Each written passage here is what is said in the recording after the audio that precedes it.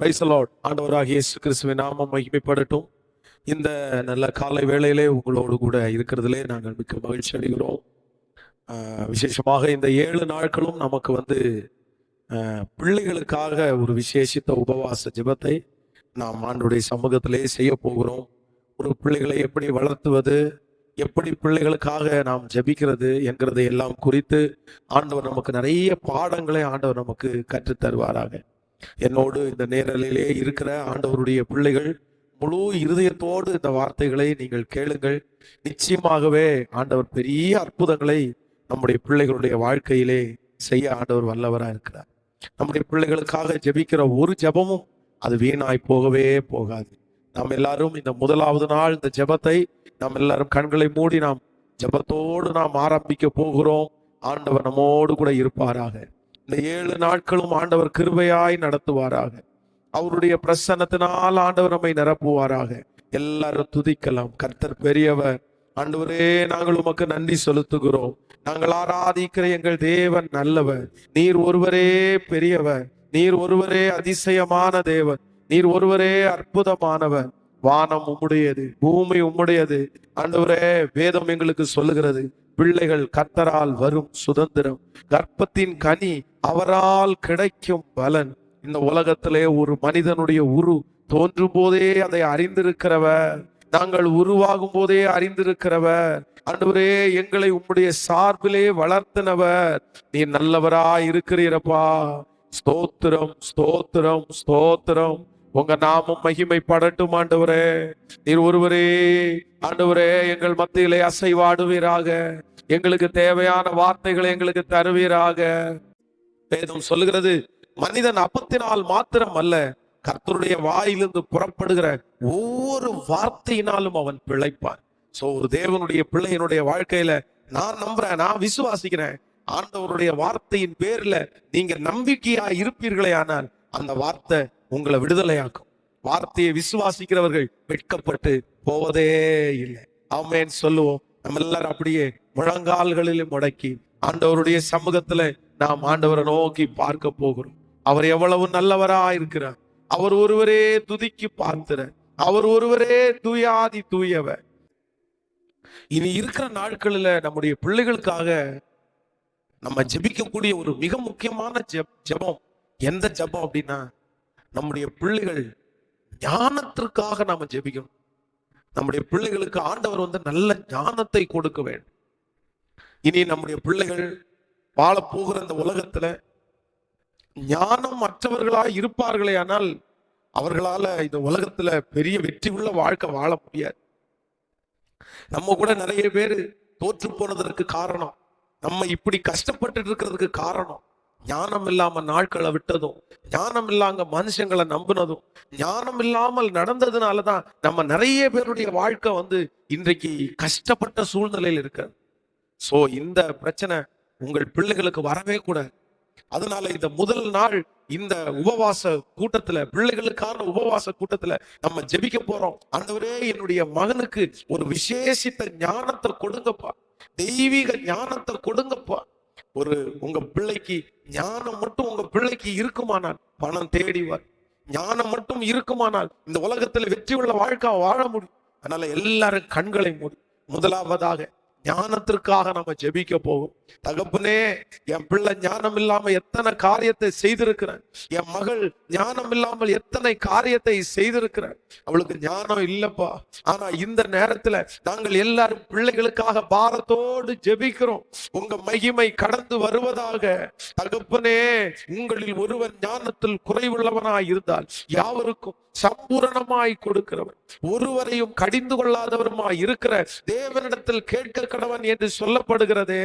இப்பொழுது இந்த நிமிஷத்துல தகப்பனே, உம்முடைய பிள்ளைகள் ஒவ்வொருவருக்காய் நான் ஜெபிக்கிறேன். இந்த ஜெபத்திலே கலந்து கொண்டிருக்கிற உங்களுடைய பிள்ளைகளுடைய வாழ்க்கையிலே அவர்களுக்கு ஒரு ஞானம் உண்டாவதாக.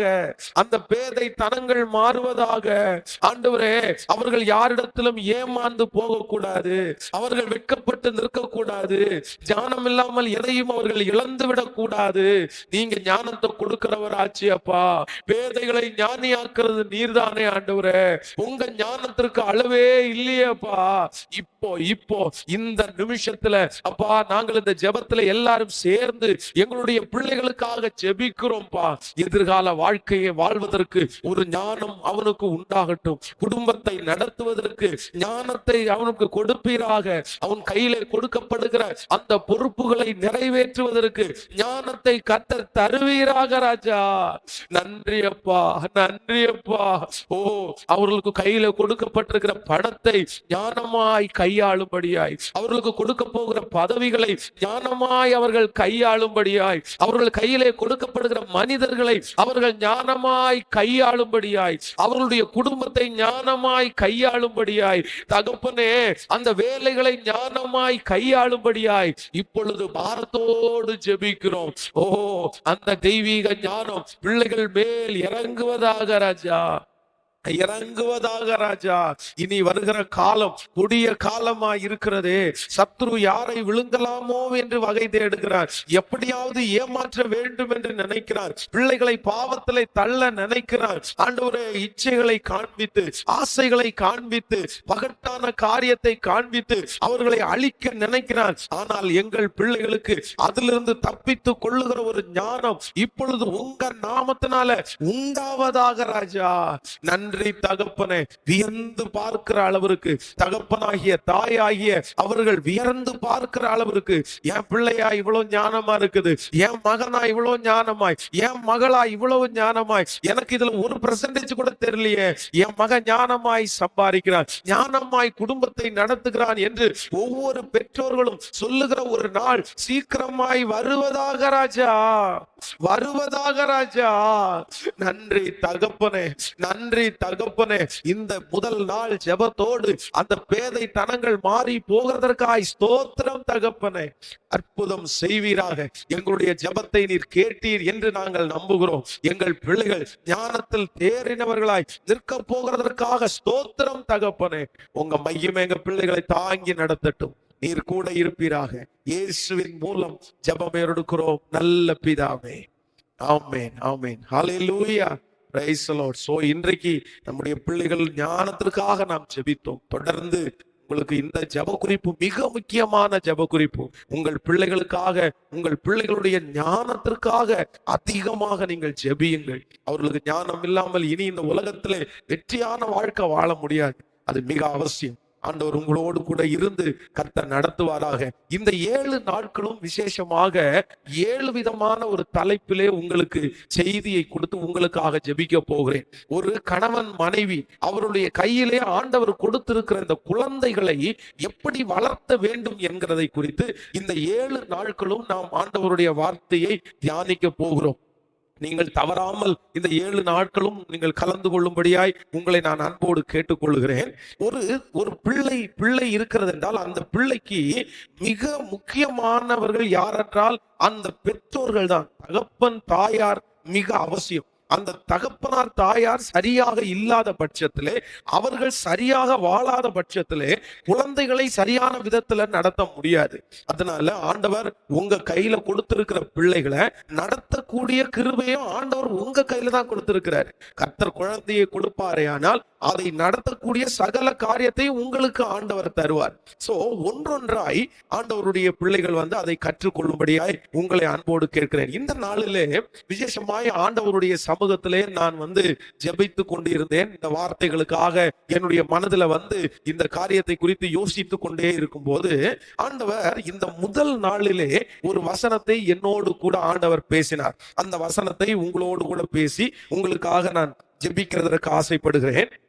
நம்முடைய வேதத்தை திறந்து ஒரு வசனத்தை வாசிக்க போகிறோம். ஏசாயாவின் தீர்க்க தரிசன புஸ்தகம் 54ஆம் அதிகாரத்திலே 13வது வசனத்தை நாம் வாசிக்க போகிறோம். ஏசாயாவின் தீர்க்க தரிசன புஸ்தகம் 54ஆம் அதிகாரம் 13வது வசனத்தை எல்லாரும் சேர்ந்து வாசிக்கலாம். உன் பிள்ளைகள் எல்லாரும் கர்த்தரால் போதிக்கப்பட்டிருப்பார்கள், உன் பிள்ளைகளுடைய சமாதானம் பெரிதாயிருக்கும். உன் பிள்ளைகள் எல்லாரும் கர்த்தரால் போதிக்கப்பட்டிருப்பார்கள். உன் பிள்ளைகளுடைய சமாதானம் பெரிதாயிருக்கும். ஆண்டவருடைய பிள்ளைகளே, இந்த இடத்திலே ஒரு பிள்ளையினுடைய ஆசீர்வாதத்தை குறித்து, இல்லையென்றால் ஒரு மனிதனுக்கு ஆசீர்வாதத்தை தேவனுடைய பிள்ளைக்கு கிடைக்கக்கூடிய ஆசீர்வாதத்தை தான் இந்த வேத வசனம் நமக்கு சொல்லுகிறது. அடுத்து தொடர்ந்து இருக்கிற வசனத்தை நீங்கள் வாசித்து பார்ப்பீர்களே ஆனால் ரொம்ப அழகான வார்த்தைகளாலே ஆவியானவர் நம்மோடு கூட பேசுவார். ஆனா இந்த குடும்ப வாழ்க்கையில பிள்ளைகளுடைய சமாதானம் மிக அவசியமான ஒன்று.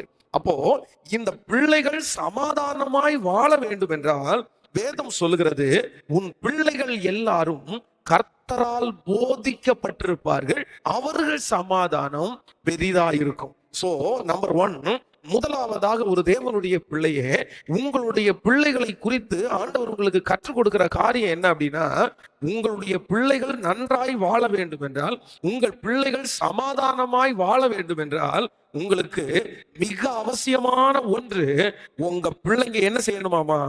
கர்த்தரால் போதிக்கப்பட்டிருக்க வேண்டும். சோ கர்த்தரால் போதிக்கப்படாத ஒரு தேவனுடைய பிள்ளை, உங்களுடைய பிள்ளைகள் சமாதானமாய் இருப்பது என்கிறது அரிதான காரியம், அது முடியாத காரியம். இன்றைக்கு உலகத்திலே இருக்கிற காரியங்களை நம்ம பார்ப்போமே ஆனால், பொதுவாக ஒரு பேரண்ட்ஸ் எடுத்துக்கங்களேன், ஒரு அம்மா அப்பா எடுத்துக்கங்களேன், நான் யாரையும் குற்றப்படுதல. பொதுவாக நம்ம எல்லாருமே நிறைய காரியங்களுக்கு நம்ம முக்கியத்துவம் கொடுக்கிறோம். பொதுவாக படிப்புக்கு முக்கியத்துவம் கொடுக்கிறோம். இந்த படிப்பு பிள்ளைகள் ஒரு நாள் படிக்கல, படிப்புல கொஞ்சம் வீக்கா இருக்கிறாங்கன்னா உடனே என்ன செய்வாங்கன்னா, பெற்றோர்கள் உடனே டியூஷன் அனுப்புவாங்க. அந்த டியூஷன்லயே அவங்க சரியா வரலன்னா திரும்ப அவனுக்கு இன்னொரு 2வது டியூஷன். இப்போ சொல்ல போனா ஒவ்வொரு பாடத்திற்கும் ஒவ்வொரு டியூஷன் வச்சிருக்கிறாங்க. இந்த பாடத்துக்கு ஒரு டியூஷன் வாத்தியார், இந்த பாடத்துக்கு ஒரு டியூஷன் வாத்தியார். இந்த உலகத்திலே இருக்கிற படிப்பிற்கு நம்ம நிறைய பேர் நிறைய முக்கியத்துவம் கொடுக்கிறோம். பாஸ் பண்ணணும்டா, 90 மார்க் எடுக்கணும்டா, 100 மார்க் எடுக்கணும்டா. ஒருவேளை புரோக்கர் ரிப்போர்ட்ல அவன் குறைவான மதிப்பெண்களை எடுத்துக்கொண்டு வருவானே, ஆனா உடனே நம்ம அவனை அடிக்கிறோம், அவனை திட்டுறோம், படி அப்படின்னு சொல்றோம். காலையில பாத்தீங்க அப்படின்னா 7 மணிக்கு எழுப்பி விட்டுறாங்க, என்னென்னமோ பண்றோம். ஆனா உங்களை பார்த்து கேட்கிறேன், நம்ம யாராவது ஒருத்தர் இதே காரியத்தை ஆண்டவருடைய காரியத்திலே செய்திருக்கிறோமா அப்படின்னு கேட்டா நிறைய பேரு இல்லைன்ற பதில தான் சொல்லுவாங்க, இல்லைன்ற பதில சொல்லுவாங்க.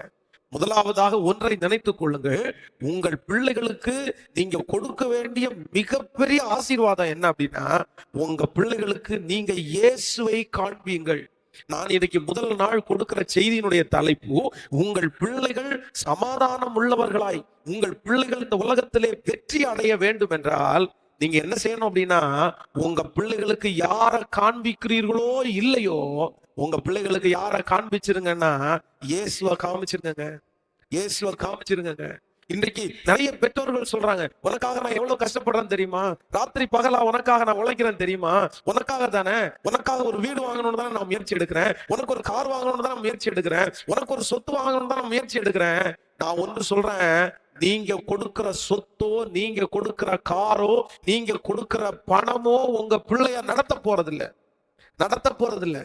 பணம் இருக்கிறதுனால ஒரு பிள்ளை வெற்றி. நம்ம இன்னைக்கு இருக்கிற உலகம் என்ன சொல்லுகிறது, என்ன கற்றுக் கொடுக்கிறது என்றா, படிச்சாதான்ப்பா 4 பேர் நம்மளை மதிப்பாங்க, பணம் இருந்தாதான்ப்பா 4 பேர் நம்மளை மதிப்பாங்க.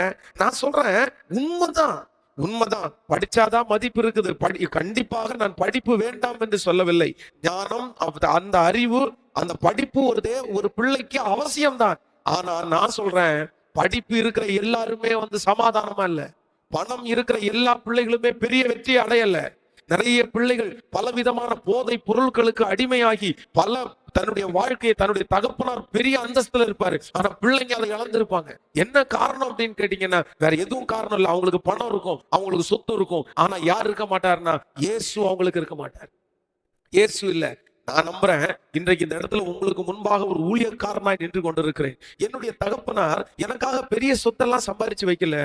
நான் அந்த நாட்கள்ல படிப்பு குறைவான படிப்பு தான். அப்படி என்றால் எங்களுடைய தகப்பனார் படிக்க வைக்கல அப்படின்னு சொல்றதை விட, அந்த நாட்களிலே வேலை பளு அதிகமா இருந்துச்சு. வேலைக்கு போயே ஆகணும், வேலையும் கான்சன்ட்ரேட் பண்ணி அந்த பணம் கையில பார்த்த உடனே இந்த படிப்பு எங்களுக்கு பெருசா தெரியல. அந்த படிப்பு இல்ல, என்னுடைய ஃபேமிலி பேக்ரவுண்ட் இல்ல, எங்க தகப்பனார் எதுவுமே எனக்காக சேர்த்து வைக்கல. ஆனா இன்றைக்கு இன்றைக்கு நான் நம்புறேன், எங்க தகப்பனார் எனக்கு கொடுத்தது என்னை இந்த அளவுக்கு கொண்டு வந்து நிறுத்தல, ஆனா இயேசுன்ற ஒருத்தர் தான் என்னை இங்க கொண்டு வந்து நிறுத்தி இருக்கிறார். நான் சொல்லுகிறேன், உங்க பிள்ளைகளுக்கு நீங்க கொடுக்கிற படிப்பை விட, சொத்தை விட, நீங்க கொடுக்குறீங்க பாருங்க இயேசு, நீங்க கொடுக்குறீங்க பாருங்க இயேசு, அவர் தாங்க உங்க பிள்ளை ஆசீர்வதிக்க முடியும். முதலாவதாக உங்க பிள்ளைகளுக்கு யாரை காண்பித்து கொடுங்கள் என்றால் இயேசுவை காமிச்சு கொடுங்க. அவர் தான்ப்பா பெரியவர், அவர் தான்ப்பா நல்லவர், அவர் தான்ப்பா உயர்ந்தவர், அவரால தான்ப்பா முடியும். ஏதாவது ஒரு பிரச்சனை வந்து அவரை தேடுப்பா, அவரிடத்துல கேளுப்பா. ஆனா நம்ம இதற்கு முக்கியத்துவம் கொடுக்காம இருந்தீங்கன்னா உங்க பிள்ளைகளை வெற்றியான இடத்துல நடத்தவே முடியாது. இன்றைக்கு ஒரு தேவனுடைய பிள்ளையினுடைய வாழ்க்கையில நீங்கள் உங்கள் பிள்ளைகளுக்கு இயேசுவை எப்படி நீங்கள் காண்பிக்க முடியும்? இயேசுவை நீங்கள் எப்ப காண்பிக்கிறீங்களோ அப்போ உங்க பிள்ளைங்க வெற்றி அடைவார்கள். சோ ஒரு தேவனுடைய பிள்ளை எப்போ இயேசுவை உங்க பிள்ளைகளுக்கு காண்பிக்க முடியும்னா, இன்னைக்கு இருக்கிற பிள்ளைகளை பொறுத்த அளவுல இயேசுவை குறிச்சு நீங்க சொல்லிட்டீங்கன்னு வைங்களேன், நிறைய பேர் என்ன சொல்லுவாங்கன்னா, உனக்கு வேற வேலை இல்ல, மம்மி உங்களுக்கு வேற வேலை இல்ல, டேடி உங்களுக்கு வேற வேலை இல்ல, படிப்பு தான் பெருசு, வேலைதான் என்னமோ சொல்லி நிறைய பிள்ளைகள் இன்றைக்கு ஆவிக்குரிய வாழ்க்கைக்கு இடம் கொடுக்கிறது ரொம்ப குறைவாய் போய்விட்டார்கள்.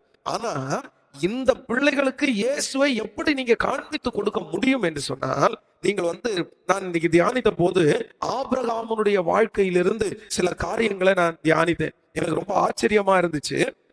அதை உங்களோடு கூட நான் சொல்லி உங்களுக்காக ஜெபிக்க ஆசைப்படுகிறேன். நம்ம எல்லாரும் ஆதியாகமம் 22வது அதிகாரத்திலே நீங்கள் 1வது வசனத்திலிருந்து வாசிப்பீர்களானால், இந்த காரியங்கள் நடந்த பின்பு தேவன் ஆபிரகாமை சோதித்தார். எப்படியெனில் அவர் அவனை நோக்கி ஆபிரகாமே என்றார். அவர் இதோ அடியேன் என்றான். அப்பொழுது அவர், உன் புத்திரனும் உன் ஏகசுதனும் உன் நேச குமாரனுமாகிய ஈசாக்கை நீ இப்பொழுது அழைத்து கொண்டு மோரியா தேசத்திற்கு போய் அங்கே நான் குறிக்கும் மலைகளில் ஒன்றின் மேல் அவனை தகன பலியிடு என்றார். நன்றாய் கவனிங்கள் ஆண்டவருடைய பிள்ளைகளே, இந்த இடத்திலே இந்த சம்பவம் உங்களுக்கு தெரியும். நம்முடைய தகப்பனாகிய ஆபிரகாமுக்கு 100 வயதிலே ஒரு குழந்தை ஈசாக்கை ஆண்டவர் அவனுக்கு கொடுக்கிறார். ஆனா இப்ப அந்த இடத்துல ஆண்டவர் அவனை சோதிக்கும்படியாக விரும்புகிறார். உடனே ஆண்டவர் சொல்றார், ஈசாக்கை கொண்டு போய் எனக்கு பலி செலுத்து அப்படின்னு சொல்றார். உடனே இவங்க இந்த ஈசாக்கை அழைத்து கொண்டு ஆபிரகாம் இப்பொழுது பலி செலுத்தும்படியாய் கிளம்புறார். அப்போ நீங்க 3வது வசனத்தை வாசிக்கும் போது, ஆபிரகாம் அதிகாலையிலே எழுந்து தன் கழுதையின் மேல் சேணம் கட்டி தன் வேலைக்காரர்கள் 2 பேரையும் தன் குமாரன் ஈசாக்கையும் கூட்டிக் கொண்டு தேவன் தனக்கு குறித்த இடத்திற்கு புறப்பட்டு போனார். 3ஆம் நாளில் ஆபிரகாம் தன் கண்களை ஏறெடுத்து தூரத்திலே அந்த இடத்தை கண்டார். அப்பொழுது ஆபிரகாம் வேலைக்காரரை நோக்கி, நீங்கள் கழுதையை நிறுத்தி இங்கே காத்திருங்கள், நானும் பிள்ளையாண்டானும் அவ்விடம் மட்டும் போய் தொழுது கொண்டு உங்களிடத்திற்கு திரும்பி வருவோம் என்றார். ஆபிரகாம் தகன பலிக்கு கட்டைகளை எடுத்து தன் குமாரனாகிய ஈசாக்கின் மேல் வைத்து தன் கையினாலே நெருப்பையும் கத்தியையும் எடுத்துக்கொண்டான். இருவரும் கூடி போனார்கள். அப்பொழுது ஈசாக்கு தன் தகப்பனாகிய ஆபிரகாமை நோக்கி, என் தகப்பனே என்றான். அதற்கு அவன், என் மகனே இதோ இருக்கிறேன் என்றான். அப்பொழுது அவன், இதோ நெருப்பும் கட்டையும் இருக்கிறது, தகன பலிக்கு ஆட்டுக்குட்டி எங்கே என்றான். அதற்கு ஆபிரகாம், என் மகனே தேவன் நமக்கு தகன பலிக்கான ஆட்டுக்குட்டியை பார்த்து கொள்ளுவார் என்றான். அப்புறம் இருவரும் கூடி போய், நன்றாய் கவனிங்கள் ஆண்டவருடைய பிள்ளைகளே, இந்த இடத்துல ஆபிரகாம் தன்னுடைய மகனை இப்பொழுது தனியாக அழைத்து கொண்டு அவனுடைய தலையின் மேல் விறகு கட்டைகளை வைத்து இப்ப கிளம்பிட்டாங்க. இப்ப அவங்க பலி செலுத்துறதுக்காக கிளம்பும் போது அந்த ஈசாக்கு தன் தகப்பனாரை பார்த்து கேட்கிறான், அப்பா எல்லாமே இருக்குது, கட்டை இருக்குது, தீவெட்டி எல்லாமே இருக்குது, கத்தி இருக்குது, ஆனா பலி செலுத்துறதற்கு ஆடு இல்லையே. பொதுவாக நீங்க ஆட்டை கொண்டுதான் பலி செலுத்துவீங்க, இப்ப அந்த ஆடு எங்க? ஆடு எடுத்துட்டு வர்றதுக்கு மறந்துட்டீங்களா? ஆனா பொதுவாக ஆடு யாருன்னு கேட்டா ஈசாக்கு தான் ஆடு, ஈசாக்கத்தான் அப்படி பலி செலுத்த போகிறார்கள். அந்த வார்த்தை சாதாரணமான வார்த்தை இல்ல. நான் சபை ஜனங்களுக்கு சொல்லி இருக்கிறேன் அடிக்கடி, ரொம்ப ஒரு இருதயத்தை உடைக்கிற ஒரு வார்த்தை. ஒரு பிள்ளைய பலி செலுத்துறதற்காக கூட்டிட்டு போகும்போது அந்த பிள்ளை, சரிப்பா எல்லாமே இருக்குப்பா, ஆடுங்கப்பா அப்படின்னு கேட்டா நீதாண்டா அப்படி சொல்ல முடியுமா? எவ்வளவு வேதனையான ஒரு நேரம். ஆனா அந்த இடத்துல ஆபிரகாம் ஈசாக்கை பார்த்து என்ன சொல்றான்னு தெரியுமா? இல்லப்பா, அந்த ஆட்டுக்குட்டியை கர்த்தர் பார்த்து கொள்ளுவார். நமக்கு பலி செலுத்த வேண்டிய ஆட்டை கர்த்தர் பார்த்து கொள்வார். சோ நான் நம்புறேன், ஒரு தேவனுடைய பிள்ளை உங்களுடைய பிள்ளைகளுக்கு இயேசுவை நீங்க காண்பித்து கொடுக்கணும் அப்படின்னா, நீங்க செய்ய வேண்டிய முதல் காரியம் என்ன அப்படின்னா, நீங்க உங்க வாழ்க்கையில இயேசுவை எல்லா இடத்திலையும் முக்கியத்துவப்படுத்துவதற்கு கற்றுக்கொள்ளுங்கள். நீங்க ஆண்டவரை முக்கியத்துவப்படுத்தாம உங்க பிள்ளை ஆண்டவரை தேடாது. ஆண்டவரை உங்க பிள்ளைகளுக்கு நீங்க கொடுக்க முடியாது. நீங்க உங்க பிள்ளைகளுக்கு ஆண்டவரை கொடுக்க வேண்டும் என்று நினைத்தீர்களே ஆனால், நம்பர் 1, முதலாவதாக நீங்கள் செய்ய வேண்டியது, எல்லா இடங்களிலையும் நீங்க முதல்ல ஆண்டவரை முக்கியத்துவப்படுத்தணும். அவன் வெளியே போகும்போது நீங்க முதல்ல அவங்களோட சேர்ந்து ஜெபம் பண்ணிட்டு போகணும். நீங்க அவன் புத்தகத்தை எடுத்து படிக்கும் போது நீங்க அவனுக்கு அந்த அந்த அந்த பைபிளை படிச்சு அவனுக்கு காண்பித்து கொடுக்க வேண்டும். ஆனா நம்ம நிறைய நேரத்துல என்ன பண்ணுவோம் அப்படின்னா, நம்ம ஆண்டவரை முக்கியத்துவப்படுத்த மாட்டோம். நம்ம ஜெபிச்சுக்க அன்னைக்கு காலையில எழும்பி பிள்ளைகள் நீங்க சீக்கிரமா எந்திரிச்சிட்டீங்கன்னு வைங்களேன், எந்திரிச்சு நிறைய பேர் சமையல் பண்ணுவாங்க, இல்லைன்னா சிலர் வீட்டுல உள்ள காரியங்கள் எல்லாம் பார்ப்பாங்க. ஆனா அந்த பிள்ளைகள் எழும்புற நேரத்துல நிறைய பேர் இங்க கத்துவாங்க, டேய் நீ ஜெபம் பண்ணியா, நீ பைபிள் வாச்சியா அப்படின்னு எல்லாம் கேட்பாங்க. ஆனா இவங்க நிறைய நேரத்துல அதை செஞ்சிருக்க மாட்டாங்க. அப்போ நீங்க ஆண்டவரை எவ்வளவு தூரம் முக்கியத்துவப்படுத்துகிறீர்களோ அதை பார்த்து பார்த்து பார்த்துதான் உங்க பிள்ளைகள் உங்க ஆண்டவரை முக்கியத்துவப்படுத்த முடியும். சோ உங்க பிள்ளைகளுக்கு இயேசுவை காமிக்கணும்னு நினைக்கிற அத்தனை பேருமே, நீங்க எல்லா சூழ்நிலையிலும் நீங்கள் செய்ய வேண்டிய ஒன்று, நீங்கள் எல்லாவற்றிலையும் ஆண்டவரை முக்கியத்துவப்படுத்த ஆரம்பிங்க. ஒரு காரியத்திற்காக போறீங்க, உங்க பிள்ளைகளை கூட்டிட்டு போறீங்க, அந்த இடத்துல நடக்காது அப்படின்ற மாதிரி ஒரு மைனஸான வார்த்தை வருது அப்படின்னா, உங்க பிள்ளை அப்படியே நடக்காதா அப்படின்னு யோசிக்கும் போது நீங்க அந்த இடத்துல சொல்லணும், டே ஆண்டவருக்கு சித்தம் இருந்தா ஆண்டவர் தருவாரா, கர்த்தருக்கு சித்தம் இருந்தா அது வாய்க்கும், ஆண்டவருக்கு பிரியம் இல்லை அதனால தரல, ஆண்டவருக்கு பிரியம் இருந்தா கண்டிப்பா தருவார் அப்படின்னு உடனே நீங்க அந்த இடத்துல ஆண்டவரை முக்கியத்துவப்படுத்தும் போது, அதே போல ஒரு சூழ்நிலை உங்க பிள்ளையினுடைய வாழ்க்கையில வரும்போது அந்த வார்த்தையை அவன் சொல்லுவான். ஆண்டவருடைய அனுமதி இல்லாம எதுவும் நடக்காது, ஆண்டவர் நினைச்சாருன்னா கண்டிப்பா கர்த்தர் செய்வாரு. ஆனா நீங்க அந்த இடத்துல பதறி போய் இல்லைன்னா கஷ்டப்பட்டு, ஆமா என்னமோ தெரியல நடக்கல, ஏன் இப்படி நடக்கலன்னு தெரியல, நமக்கு மட்டும்தான் இப்படி நடக்குது, நம்ம குடும்பத்துக்கு மட்டும்தான் இப்படி அப்படின்னு நீங்களே கசந்து கொள்ளுவீர்களே ஆனால் உங்க பிள்ளைகளுக்கு நிறைய நேரத்துல ஆண்டவரை குறித்த பக்தி வராது. பொதுவாக ஒன்று சொல்லுகிறேன், நம்முடைய பிள்ளைகளுக்கு ஆண்டவரை குறிச்சு யாருமே திணிக்க முடியாது. ஸ்பிரிச்சுவல் ஆவிக்குரிய வாழ்க்கையை யாரிடத்துல நம்ம திணிக்க முடியாது. திணிச்சா அது கரெக்டா போய் சேரவும் சேராது. ஆனா அதே நேரத்துல ஆவிக்குரிய வாழ்க்கை ஆண்டவரோட நெருங்குறதற்கு நீங்க காரணமா இருப்பீர்களே ஆனால், உங்களை பார்த்து அவர்கள் ஆவிக்குரிய வாழ்க்கையில ரொம்ப அதிகமாய் முன்னேறுவார்கள்.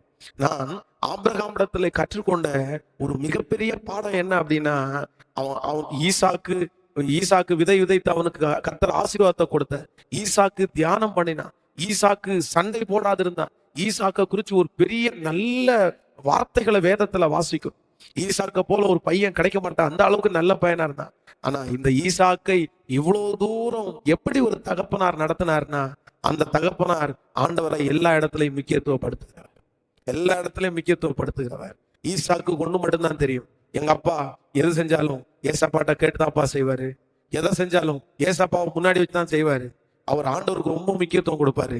சோ அவர் ஆண்டவருக்கு முக்கியத்துவம் கொடுப்பாரே ஆனால், அவர் ஆண்டவருக்கு முக்கியத்துவம் கொடுத்து இவ்வளவு ஆசீர்வதிக்கப்பட்டிருக்கிறார், நானும் அந்த ஆண்டவருக்கு முக்கியத்துவம் கொடுத்தால் ஆசீர்வதிக்கப்படுவேன் என்கிற ஒரு எண்ணம் ஈசாக்குள்ள வந்தது போல உங்க பிள்ளைகளுக்குள்ளேயும் வரும். சோ நம்பர் 1, முதலாவதாக உங்க பிள்ளைகளுக்கு இயேசுவை கொடுங்கள். சொத்தை அல்ல, பணத்தை அல்ல, படிப்பை மட்டும் அல்ல, மற்ற காரியங்களை, ட்ரெஸ்ஸை மட்டும் இல்லை, சாப்பாடை மட்டும் இல்லை. அவன் உடம்பு ஒல்லியா இருந்தா அவனுக்கு நல்ல புஷ்டியான ஆகாரம் கொடுக்கணும்னு நினைக்கிறீங்கல்ல, அவனுக்கு நல்ல ஆகாரம் கொடுத்தா அதெல்லாம் வாங்கி கொடுத்தா அவனை புஷ்டி பண்ணணும்னு நினைக்கிறீங்கல்ல, அவனுக்கு ஒரு நல்ல ட்ரெஸ் எடுத்து கொடுக்கணும்னு நினைக்கிறீங்கல்ல. நான் சொல்றேன், உங்க பிள்ளைகளுக்கு முதலாவது கொடுக்க வேண்டியது இயேசுவை கொடுங்க. இயேசு இருக்கிற ஒரு பையன் எங்க போனாலும் பொழைச்சுக்குவான். இயேசுவோட இருக்கிற ஒரு தேவ பிள்ளை எந்த இடத்துல போனாலும் அந்த மக பொழைச்சுப்பா. உங்க பிள்ளைகளுக்கு நீங்க கொடுக்கக்கூடிய சீதனம் என்னன்னா, இயேசுவை கொடுங்க.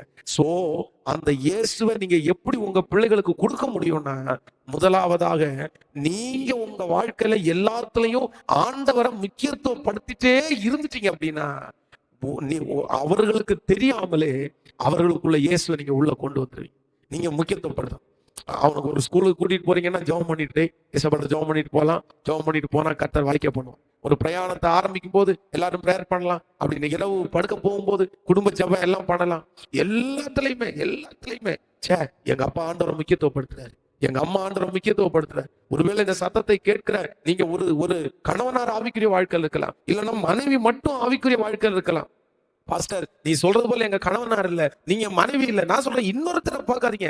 நீங்க ஆண்டவர் உங்களை தாயாய் வைத்திருக்கிறாரா, தகப்பனாய் வைத்திருக்கிறாரா, நீங்க அந்த இடத்துல ஸ்ட்ராங்கா இருந்துட்டீங்கன்னா போதும். நீங்க ஆண்டவரோட நடக்கும்போது எப்பவுமே பிள்ளைகள் யார் பக்கம் வந்துருவாங்கன்னா, நல்லவர்கள், சாட்சி உள்ளவர்களுடைய அதைத்தான் அவங்க ஃபாலோ பண்ணுவாங்க. அம்மா சரியான சாட்சி உள்ளவர்களா இருந்தா அம்மாவை ஃபாலோ பண்ணுவாங்க, அப்பா சரியான சாட்சி உள்ளவரா இருந்தா அப்பாவை ஃபாலோ பண்ணுவாங்க. இதுதான் இந்த பிள்ளைகளுடைய உலகம். சோ நம்பர் 1, முதலாவதாக இயேசுவை நீங்க எப்படி கொடுக்க முடியும்னா, நான் ஒண்ணு செய்ய போறேன். பேரண்ட்ஸ் எல்லாருமே என்ன பண்ண போறீங்கன்னா, இயேசுவை முக்கியத்துவப்படுத்த போறோம். இயேசுவை முக்கியத்துவம். ஒரு சைக்கிள் வாங்கின உடனே ஒரு ஜெபம், ஒரு என்ன பொருள் வாங்கினேன். எனக்கு தெரிந்த ஒரு குடும்பம் இருக்குது, ரொம்ப ஆச்சரியமா இருக்கும். மளிகை ஜாமான் மாதத்துக்கு ஒரு விசை வாங்குவாங்க. மாதத்திற்கு ஒரு விசை மளிகை ஜாமான வாங்கி டேபிள் மேல வச்சு அவங்க ஜெபம் பண்ணுவாங்க பாருங்க. 1/2 மணி நேரம் பிள்ளைகளை கூப்பிட்டு, எப்பா இந்த மளிகை ஜாமான ஆண்டவர் நமக்கு தந்திருக்கிறாரு. எத்தனையோ பேர் இது இல்லாம இருக்கிறாங்க. இத விவசாயம் பண்ணவங்க, இதை கொண்டு வந்தவங்க, நம்ம வீட்டுக்கு கொண்டு எல்லாத்தையும் சொல்லி ஜெபம் பண்ணுவாங்க. தண்ணிக்கு கூட ஜெபம் பண்ணுவாங்க. ஒவ்வொரு நாளும் சாப்பாட்டு மேஜையில ஜெபம் பண்ணுவாங்க. இவங்க ஆண்டவருக்கு முக்கியத்துவம் கொடுக்கறத பார்த்து பிள்ளைங்க முக்கியத்துவம் கொடுக்க ஆரம்பிச்சாங்க. நான் திருச்சபையில கூட நான் பார்ப்பேன், திருச்சபையில இருக்கிற சில குடும்பங்கள் காணிக்கை கொடுக்க வரும்போது கூட அவங்க கணவன், மனைவி, பிள்ளைகள் எல்லாரும் அந்த காணிக்கை கையில வச்சு அவங்க எல்லாருடைய கையும் அதுக்கு மேல வச்சு அப்படியே ஜெபம் பண்ணி அப்படி கொடுக்கறத நான் பார்த்திருக்கேன். இதெல்லாம் என்ன அப்படின்னா, எங்க போனாலும் ஆண்டவரை முக்கியத்துவப்படுத்துறேன், ஆண்டவரை முக்கியத்துவப்படுத்துறேன். பாருங்க, ஆண்டவருடைய பிள்ளைகளே, எனக்கு ஒரு ரொம்ப கஷ்டம் என்ன அப்படின்னா, உலகத்துல இருக்கிற நபர் இதெல்லாம் சரியா செய்யறாங்க. பாத்தீங்க அப்படின்னா, அவங்க எந்த பொருள் வாங்கினாலும் ஒரு அதுல கடவுளை முக்கியத்துவப்படுத்துறதுக்காக செய்யறாங்க. ஆனா சில நேரத்துல நம்ம தான், ஆண்டவருடைய பிள்ளைகள் தான் அப்படி ஆண்டவரை முக்கியத்துவப்படுத்துறதுல நம்ம தவறுகிறோம். பொதுவாக வீட்டுல பிள்ளைகளுக்கு ஹீரோ யாருன்னா அப்பா தான். அவங்க எங்கேயாவது வெளியே போகும்போது கூட சில நேரத்துல அவங்களதான் கூட்டிட்டு போவாங்க, பாதுகாப்புக்காக கூட்டிட்டு போவாங்க. அப்பா இருந்தா ஒரு தைரியம், வீட்டுல அம்மா இருந்தா ஒரு தைரியம், ஓகே இருக்காங்க, பெரியவங்க இருக்கும்போது ஒரு தைரியம். ஆனா அந்த பெரியவர்களே யாராவது ஒருத்தருக்கு பயப்படுறாங்க அப்படின்னா, உடனே இந்த பிள்ளைகள் என்னன்னா அவங்களுக்கு அதிகமா பயப்படுவாங்க. ஆபிரகாம், ஈசாக்குக்கு தலைவன் ஆபிரகாம், ஈசாக்குக்கு அந்த நாள்ல இந்த ஹீரோ ஆபிரகாம். ஆனா இந்த ஆபிரகாம் ஈசாக்கு ஆபிரகாமுக்கு பயப்படுறான். ஆபிரகாம் யாருக்கு பயப்படுறாருன்னா கர்த்தருக்கு பயப்படுறாரு. சோ நம்ம அப்பாவே ஒருத்தருக்கு பயப்படுறாருன்னா கண்டிப்பா அவர் ரொம்ப பெரியவரா தான் இருப்பாங்க, அவர் ரொம்ப பெரியவரா தான் இருப்பாங்க. சோ ஆபிரகாம் மேல் இருந்த, ஆபிரகாம் தனக்குள்ளே இருந்த விசுவாசத்தை தன்னுடைய பிள்ளையாகிய ஈசாக்கு கொடுத்தார். என்னை கேட்கிற அன்பு தேவனுடைய பிள்ளைகளே, இந்த சத்தத்தை கேட்கிற அன்பு தேவனுடைய பிள்ளைகளே, இந்த முதல் நாள் இந்த உபவாச ஜெபத்துல பிள்ளைகளுக்காக ஜெபிக்க வந்திருக்கிற உங்களுடைய வாழ்க்கையிலே உங்களை பார்த்து சொல்லுகிறேன், உங்கள் பிள்ளைகளுக்கு, நம்முடைய பிள்ளைகளுக்கு நாம் கொடுக்க வேண்டிய வேற எத்தனையுமே, பணம் இல்லையா பரவாயில்ல விட்டுருங்க, சொத்து இல்லைன்னா விட்டுருங்க பரவாயில்ல, நீங்க எதுவும் சம்பாதிக்கலையா உங்க பிள்ளைகளுக்காக நீங்க கஷ்டப்பட வேண்டாம். நான் சொல்றேன், உங்க பிள்ளைகளுக்கு எல்லாத்தையும் ஆண்டவர் கொடுப்பார். உங்க பிள்ளைகளுடைய கைகளை ஆண்டவர் ஆசீர்வதிப்பார். உங்க பிள்ளைகளை கட்ட லட்சங்களுக்கு அதிபதியாய் மாற்றுவார். நீங்கள் கட்டாத வீடை அவர்கள் கட்டுவார்கள், நீங்கள் வாங்காத சம்பளத்தை அவர்கள் வாங்குவார்கள், நீங்கள் கரையம் பண்ணாத இடங்களை அவர்கள் கரையம் செய்வார்கள். அந்த ஆசீர்வாதம் அவங்க தலை மேல கண்டிப்பா இருக்கும். நீங்க அவர்களுக்கு சொத்து கொடுக்கணும்னு ஆசைப்படுறதை விட அவங்களுக்கு இயேசுவை கொடுக்கணும்னு ஆசைப்படுங்க. இயேசுவை நான் நிறைய கொடுக்கணும் அவங்களுக்கு இயேசுவை பற்றி நச்சிட்டு இல்ல, அவர்களை அறியாமலே. அதுதான் சொல்றேன், இயேசுவை நீங்க அவர்களுக்கு கொடுக்கணும் அப்படின்னா நீங்க எல்லாவற்றிலையும் அவர்தான் பெரியவர்,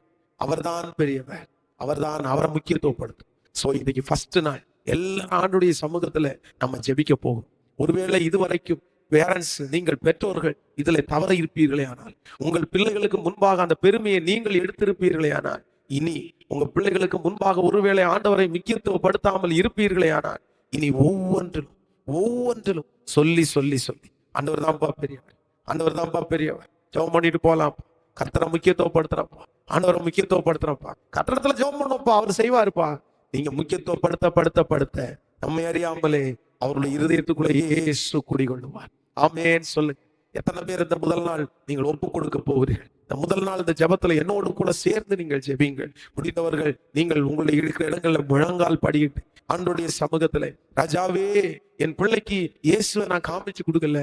என் பிள்ளை இப்ப வளர்ந்து பெரியவன் ஆகிட்டான். இப்போ என் பிள்ளை ரொம்ப பெரிய பிள்ளை ஆச்சு. இப்போ சொன்னா கேட்க மாட்டான் அப்படின்னு நீங்க நினைக்கிறீங்களா? இல்ல, இனி போதும். இனி நீங்க ஜெபம் பண்ண ஆரம்பிங்க. ஆண்டவர் நிச்சயமாய் நம்ம ஜெபத்துக்கு பதில் தருவார். ஹல்லேலூயா, ஹல்லேலூயா. நன்றி தகப்பனே. எல்லாரும் ஜெபிக்க ஆரம்பிக்கலாம். ஆண்டவரே, நான் முதலாவதாக உம்மை முக்கியத்துவப்படுத்த போகிறேன் என் பிள்ளைகளுக்கு முன்பாக. ஆண்டவரே, என் பிள்ளைகளுக்கு முன்பாக எப்பொழுதும் கர்த்தர் பெரியவர் என்கிறத நான் காண்பிப்பேன். நான் உங்களை முன்னாடி வைத்திருப்பேன். அதைத்தான் சங்கீதக்காரனாகிய தாவீது சொல்லும்போது ரொம்ப அழகாய் சொல்லுகிறான். கர்த்தரை நான் எப்பொழுதும் எனக்கு முன்பாக வைத்திருக்கிறேன். அவர் எனது வலது வருஷத்தில் இருக்கிறபடினால் நான் அசைக்கப்படுவதில்லை.